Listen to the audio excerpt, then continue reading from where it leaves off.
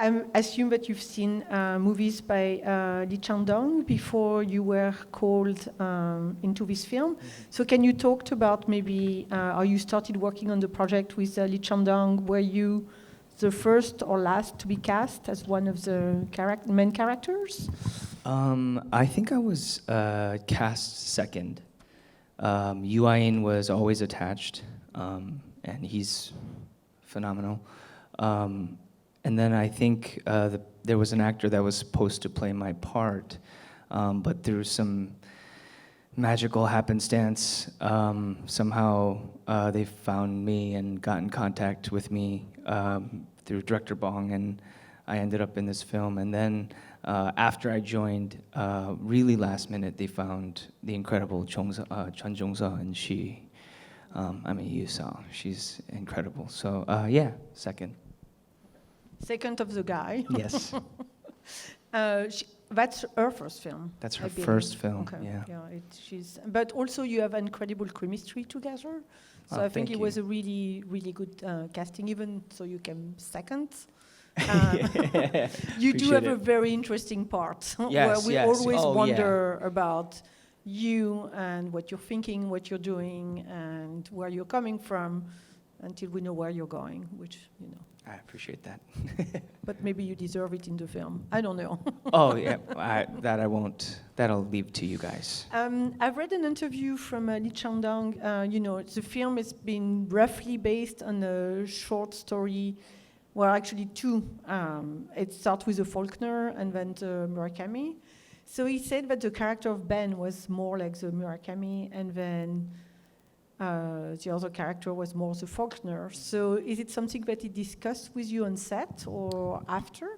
Yeah, that was something that actually we discussed before even starting. I think there have been adaptations to Murakami's material before, and there's this certain aura and charisma that I think his writing has that is sometimes hard to adapt.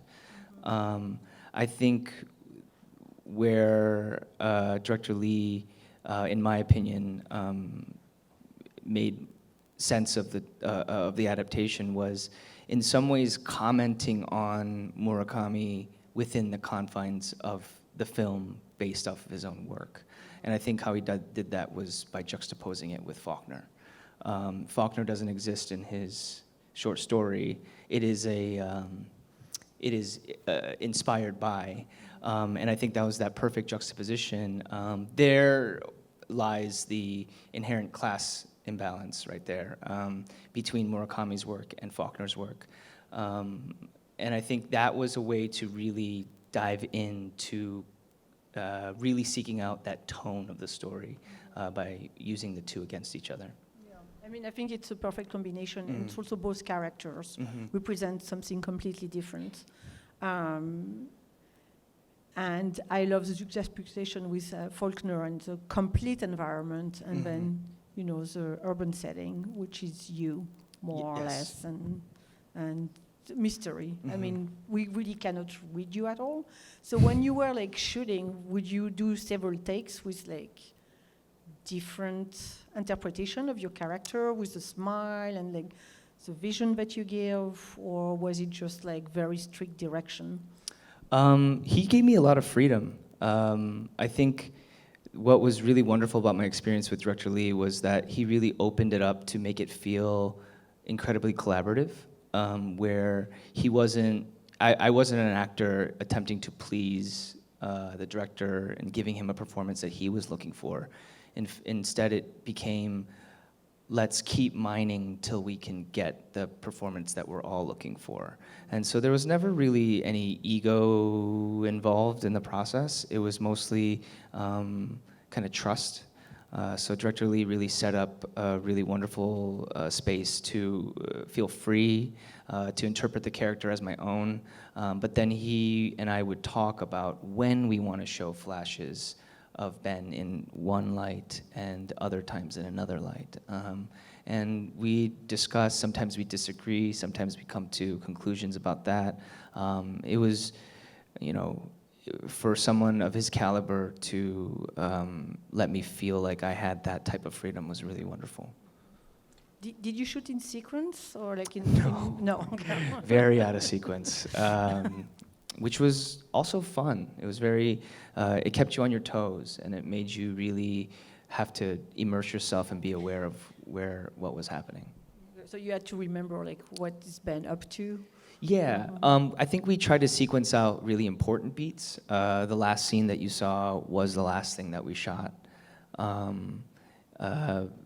There was a couple that we had to reshoot later on, but yeah, it kind of all flowed naturally in some way. And was the editing a long process too, or were you? I mean, maybe not involved anymore. No, the magic of technology and also the magic of Director Lee's cinematic brain is much like Director Bong. He edits on the go, so he's stitched together the film as we go in sequence, and so we'd watch takes back immediately right after, which I'm not personally used to. I hate watching myself like that. We know self-hatred, but in this particular instance, it really helped because it wasn't a critique; it was a study of how are we putting all these puzzles together. And so then it wasn't a I'm watching me perform. It was a curate, like a collective curation. You saw the movie when it was finished in Cannes? I saw it one time, like it was the second to last mix I saw in Korea when we regrouped before we went to Cannes. And what did you think of the film when it was all put together? It was really great to watch a film where you can mentally take yourself out of it and watch it as a true viewer. Okay. Because I think I was just kind of in admiration of his directorial ability and his vision and voice, and so I was kind of just watching what he made as opposed to what I've done in the past, which is critique my own performance. So, yeah. Did he ever explain like more of the film to you as a viewer? You know, all the mystery, you know, like the cat and like where she goes, all these things, or you just keep it? We actually, that's kind of how I got the role, was in the 3 days that I met Director Lee when he wanted to meet me for the part. We pored over the script and discussed it, and I gave him my thoughts and where I thought themes connected, and I was really in awe of his writing and Oh Jung-mi's writing and how literarily, wonderfully it was crafted that way on purpose. And reading it off the page led me to a lot of conclusions and a lot of thematic connections and meanings, and it was fun that way to like pull it apart. And I think that discussion allowed him to hopefully, I mean, it did, but to see that maybe I could play this part. I think we can open it up to the audience. I have more questions, but I'm sure you have some too. We do have microphones, so yes. Okay, so raise your hand. There's someone here in the front, and the microphone is coming to you. Thank you. So when you were filming in Korea, did you feel the sense of loneliness and internal conflict that some of the Korean youth have been reported to have, been through, and did that influence your role as Ben in the movie? Who else has said that? I'm sorry? Who else has mentioned that? I'm sorry? Oh, just in terms of social reporting on Korean youth. Oh, like Korean Americans going there, or Koreans in general? Koreans in I South see. Korea. Yeah, I had like double. It was a very strange experience to go back to Korea because I think whatever it is about me, obviously being Korean American, born there, moved here, it's loaded. It's very loaded. Also being known over there for a show that's not necessarily meant for that country, but is global. And it was a very strange situation. I felt very lonely, and it was incredibly useful. And I think that was a mixture of a lot of things. One, I think it was actors getting to know each other. It was systems combining, and dissonant systems combining, and it was also, we wanted to. I think all of us collectively knew that's what we wanted out of the experience. I felt like the three of us, over time, where we connected was in our own inherent loneliness as characters and as people. And for mine, it manifested in a way where I was staying at the Grand Hyatt on top of a hill in Itaewon, where it's Americanized, so I can feel comfortable there, but when I step out, I feel othered, only because maybe someone might recognize me, and so then I might stay in my room, or all the friends that I might have who are mostly gyopos, who are expats, I actually apologize to them, but I didn't really see them because I wanted to stay within that framework. And so I realized then I have no friends. And within the actors, we were just kind of letting the process of the film play out. And I remember talking halfway through the film to Ah-in after we got really tight, and I was like, man, I was so lonely for like 3 months, man. And he was just like, I'm so sorry, but we had to. And he was right. And because I wasn't even saying like, why did you leave me dry? I was more just like, yeah, that was awesome. And yeah, so but yeah, that's so. I totally feel what you're saying. Was someone here? I wonder how you feel playing this almost purely bad guy. And did the director give you any notes on Ben's backstory, like how he became this guy, or it's more like your own creation of the character on set? It was. I remember Director Lee telling me that the thing that he enjoyed was that he thought I understood the character better than he did, and maybe knew him closer than he did. And I think that came from a little bit of preparation that I did personally to just kind of delve into the philosophical aspect of what would create a person such as this. I don't think we explicitly talked about, we had ideas and concepts, and I have some ideas and concepts that I used to build out a backstory for him, but it was more coming from a place of mindset and understanding of his own reality. For me, yes, he very much well could be a bad guy, but also you saw a vision of him through the lens of Jongsu, and so you don't know. And that's, I think, part of the mystery of the world, is that we live our own realities, and we come up with the things that we want to believe, and sometimes they're true, and sometimes they're not. We don't know. I think my personal approach to how I wanted to bring Ben to life was almost in a high level of self-actualization through means of money, power. He was able to take the time to not worry about the very basic hunger, the little hunger, the great hungers, but he was worried about what it means to exist. And in some ways, Ben is kind of the most present person throughout the entire film. He's there in each moment, watching and being there. And maybe the sad part is that he's the only one there, because everybody else is off in their own mind, creating their own realities. So it feels very lonely for him too, in that way.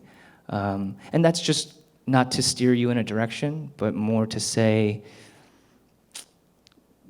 there's no answer.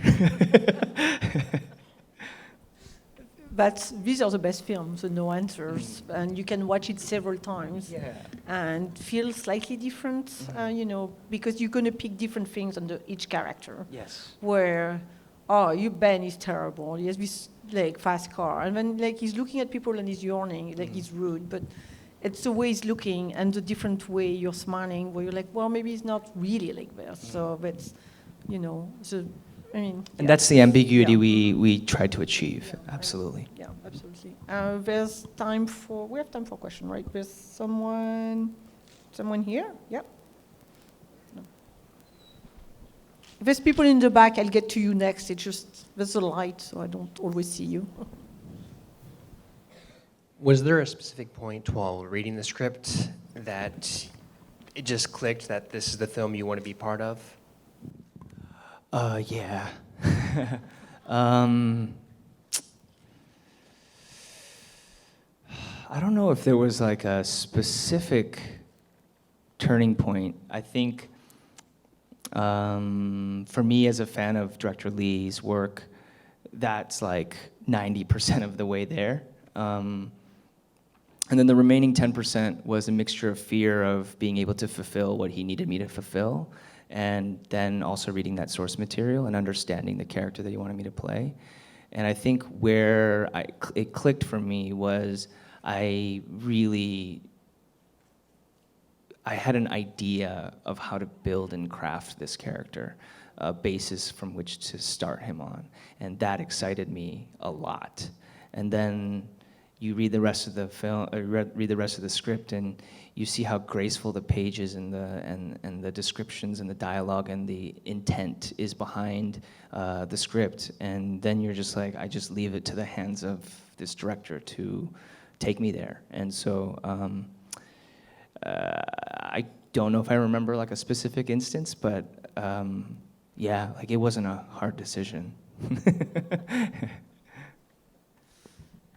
There's someone there in the middle.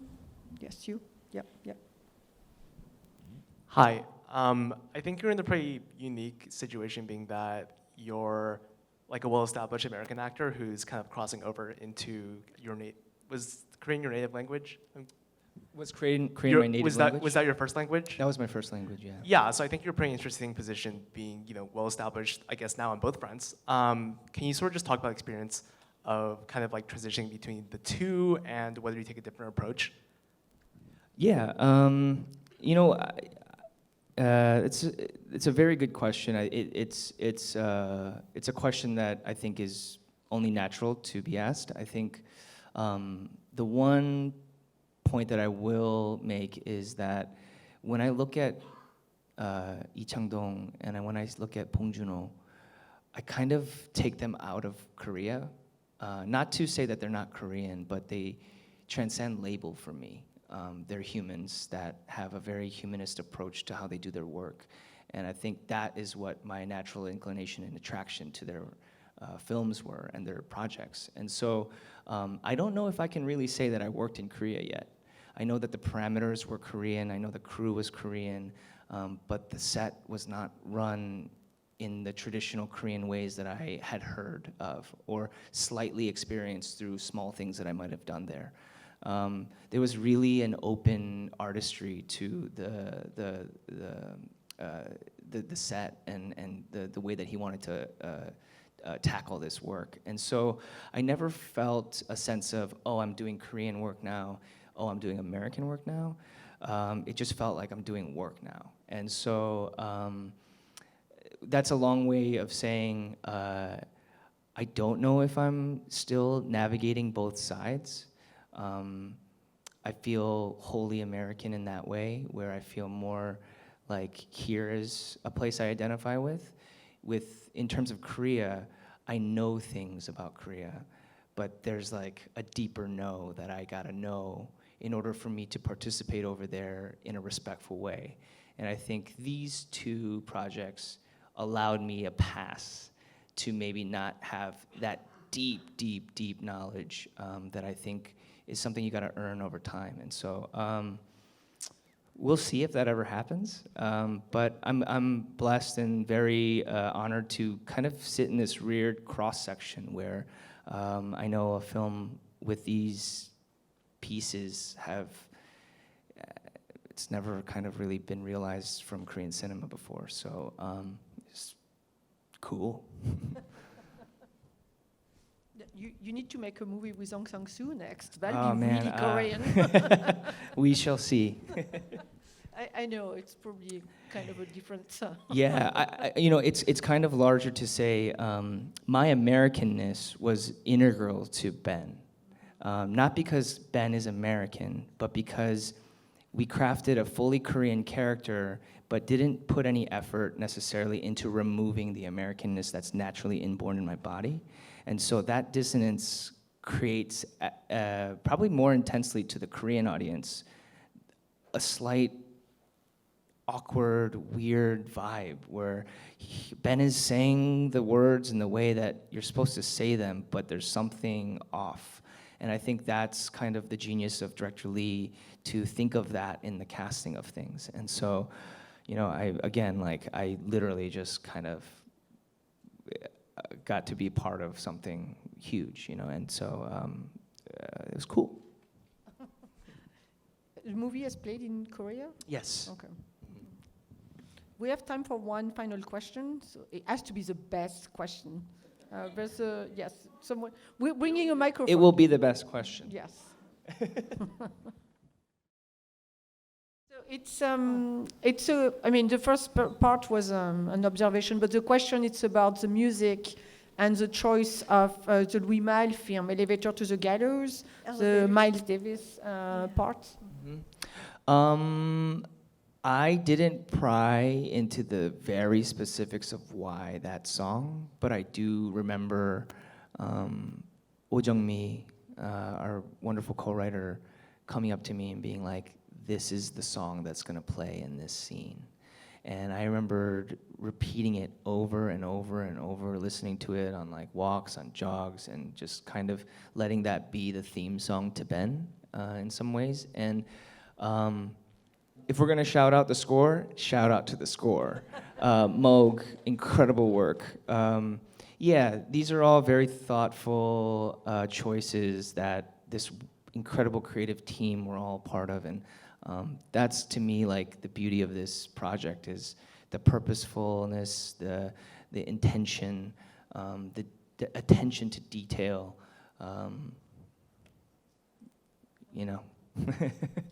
And we still questioning ourselves about what we've seen, what we think, and based on the score and everything.